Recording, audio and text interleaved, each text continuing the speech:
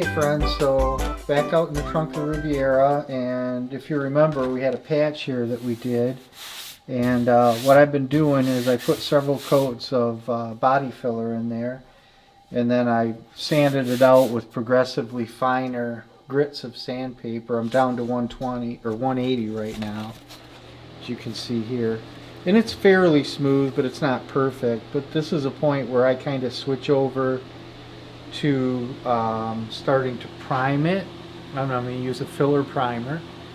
I'll show you that a bit, but basically I'm going to prime it with some paint, spray paint primer, and then that'll highlight any areas that are still kind of rough, and then I've got some glazing putty I'll put on after that to fill those minor imperfections.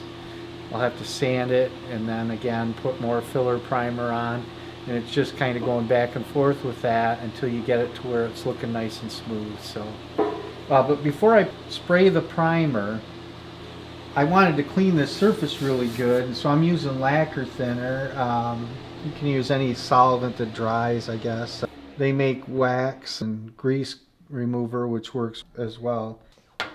And either or, but basically you just want to make sure the metal surface in this is all clean and free from any contaminants, so that the primer is going to stick good. So I've already done that. I just used a rag, and you can see some of the spots where I get cleaned up good. And so now we're ready to just spray some primer on there. I'm just going to make sure the solvent's dried, which I believe it has. And then we'll go ahead and put our first coat of primer on, and we'll show you that. And hopefully the camera will be able to pick up the imperfections I'm talking about where we use the glazing putty. So I'll go ahead and go get my primer, and we'll go ahead and put a first coat of primer on there.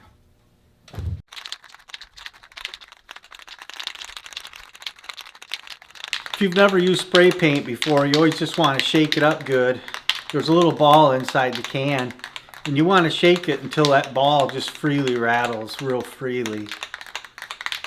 It's starting to rattle now, but it's still sluggish, so you can't really overshake it, but you can certainly undershake it.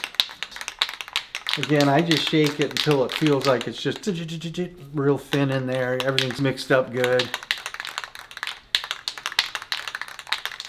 Let's probably open that back door.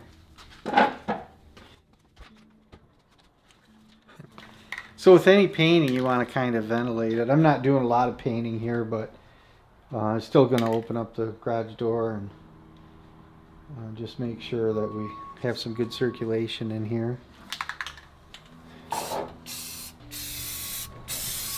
And then what you want to do with the spray paint is just kind of press it and move it, short little strokes.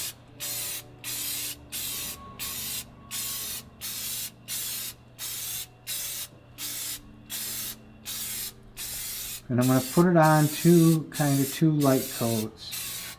But this is a filler, so you want to make sure you put it on good, because it'll self-level and fill any of those sand marks. So there we go. Now, I mean, that looks pretty good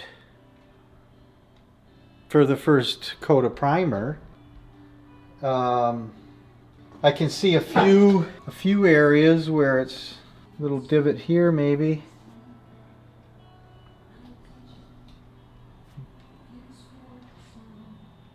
So a few spots where it's not perfect, but it looks pretty good. So we're going to let this dry, and then we're going to come back, and then we're going to put, hopefully once it's dry, you'll be able to see even better some of the minor imperfections. And then we'll show you those, and then we'll show you the spot putty that we're going to use to fill those. And then we'll have to sand that spot putty, and then we'll put another coat of primer on, and then we'll sand that. And again, going progressively finer with the sandpaper until it gets to a point where, you know, it's pretty much flat as can be. But I'm happy with the first coat. It looks pretty good. So we'll let this dry, listen to some Rush. Is it okay we say that?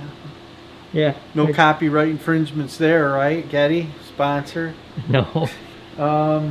We just can't play like a whole song or Alex, anything. Neil, man, if you guys like cars. Gotta just let it dry now.